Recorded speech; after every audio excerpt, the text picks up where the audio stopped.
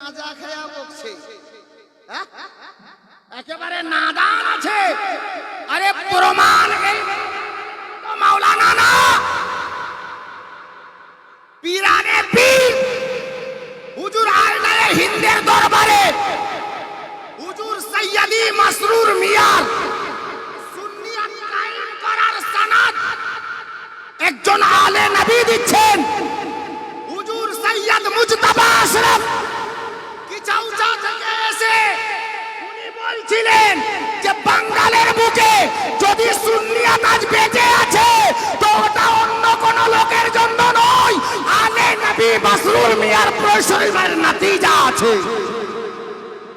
একজন সৈয়দ জাদা হুজুর সৈয়দ মুজতবা আশরাফ উনি গওয়াহি দিচ্ছিলেন যে বাঙালে যদি সুন্নি বেঁচে আছে তো মাসরুর মিয়ার মিহনাতে বেঁচে আছে। জোরে বলুন সুবহানাল্লাহ।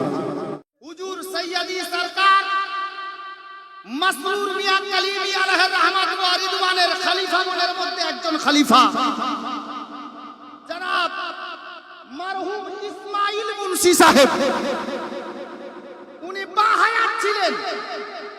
আর হুজুর মোহাম্মদ হুসাইন উর্ফ দুলহা মিয়া কালিমির এই কারামাত সরজমিনে মিরানপুর কাটরাতে ঘটেছিল।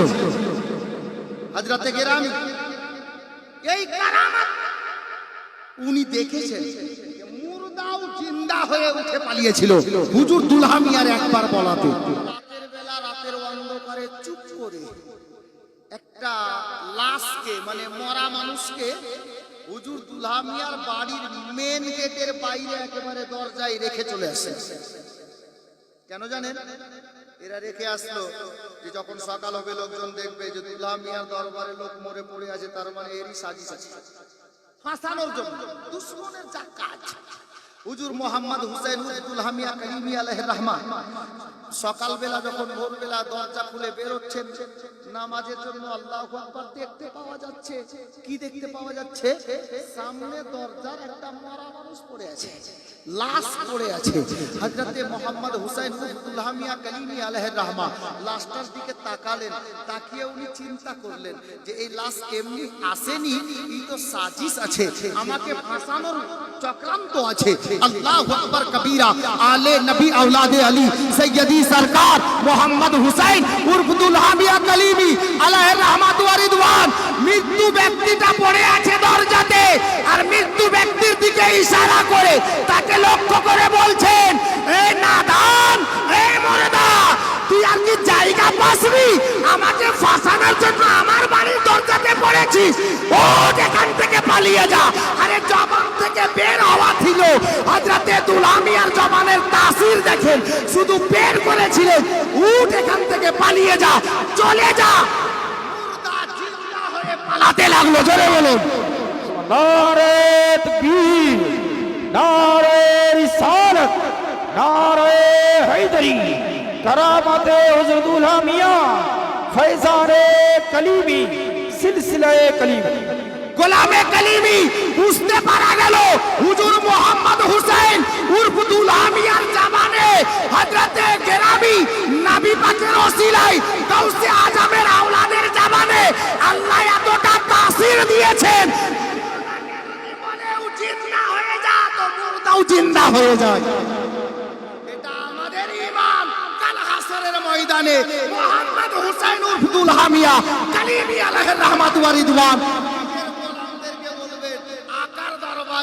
নবী পাকের দরবারে, আকা এরা আমার গোলাম আছে, নিগাহে কারাম করুন। দুলহা মিয়ার ইশারা নবী পাকের দিকে হবে, আর নবী পাক নিজের আলের গোলাম মনে করে নিজের গোলামিতে শামিল করে ইনশাআল্লাহ আমাদেরকে সঙ্গে নিয়ে জান্নাতে যাবে। আলে নবীর দিওয়ানা, গরিব নামাজের দিওয়ানা, চাতক পাখির মতো ব্রেনটা আমার কথার দিকে নিয়ে আসেন, চোখটা ওদিকে রাখেন। খাজা গরিব নওয়াজ আজমির শরীফের সরজমিনে নিজের মুরিদানদেরকে নিয়ে নিজের ঝোপড়িতে বসেছিলেন।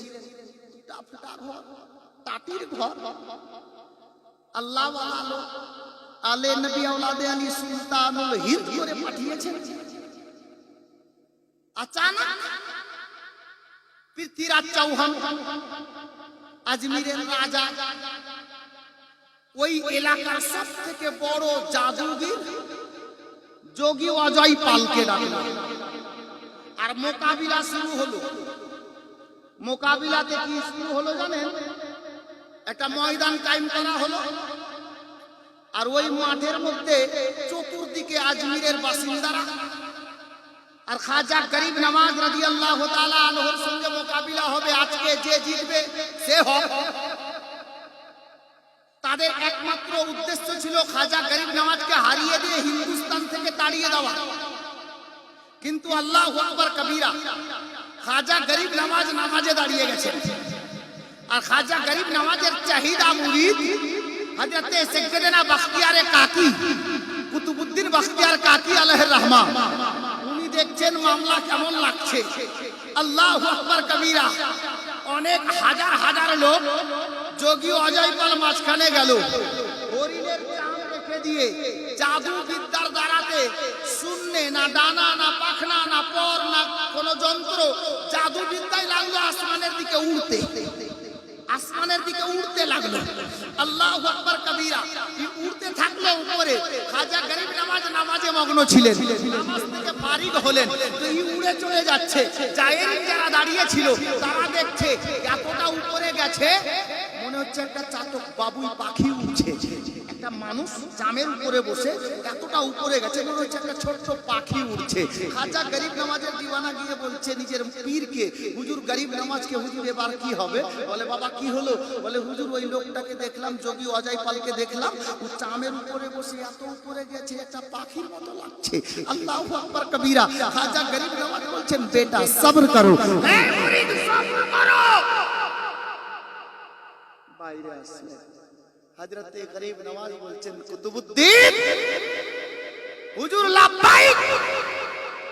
বলে বেটা যাও, কে ও অজয় পালকে আনতে, আমি যাব না, আমার জুতাই যথেষ্ট আছে। যাও আমার কাঠের খড়মটা বের করে আনো। এই গোলামে খাজা শুনো, গরিব নওয়াজের জুতা এনে দেওয়া হলো, কাঠের খড়ম, কাঠের খড়ম এনে দিলেন। গরিব নওয়াজ নিয়ে বলছেন নিজের জুতিকে, নিজের জুতাকে, এই জুতা যাও, আমি তোমাকে অর্ডার দিলাম, ওই যে অজয় পাল উপরে যাচ্ছে না, তাকে ধরে আমার কাছে হাজির করো। এনে হাজির করো। আপ গোলামে কলিমি কারামত কাকে বলে দেখেন।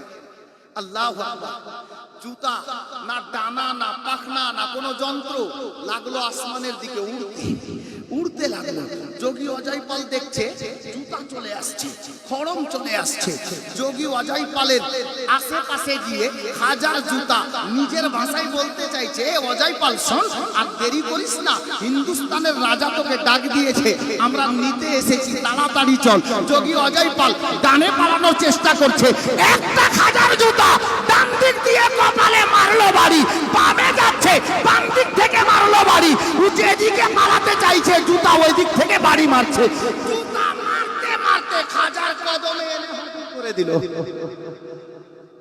গোলামে কলিমি খাজা গরিব নওয়াজের দিওয়ানা, পয়েন্ট নোট করুন। আরে হিন্দুস্তানের খাজার দুশমন বা কোন আলে নবীর দুশমন যদি হয়, তাহলে কোন মাওলানার দরকার নাই, ছেড়ে দাও, কিছু বলিও না। আলে নবীর দুশমনের জন্য খাজার জুতাই যথেষ্ট হবে। গোলামে গরিব নওয়াজ জুতা এনে তো হাজির করে দিল। যোগী অজয় পাল কদমে পড়লো, পড়ে গিয়ে বলছে হুজুর গরিব নওয়াজ যা হয়েছে ভুল হয়েছে, দেরি করিয়েন না, কলমা পড়ান, মুসলমান বানান।